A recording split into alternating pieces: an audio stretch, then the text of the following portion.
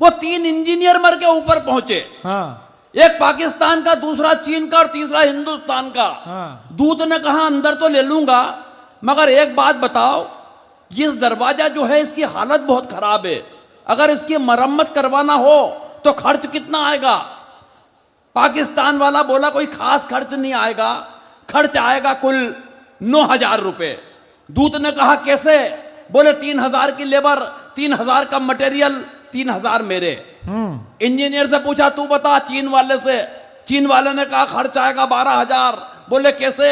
बोले 4,000 की लेबर, 4,000 का मटेरियल, 4,000 मेरे।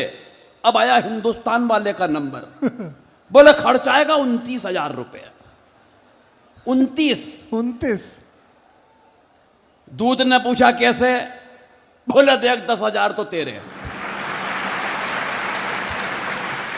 बहुत अच्छे, सब ज्यादा तालियां अधिकारियों ने बजाई है इस बात पे। ताली गलत जगह बजा रहा हूं, रुको। लेकिन मैं जानता हूं जब बात पहुंच जाएगी तो आखिरी तक बजेगी। बोले 10,000 तो तेरे, 10,000 मेरे, बचे कितने? बोले 9। बोले इस पाकिस्तानी को ठेका दे देंगे, बनाता रहेगा।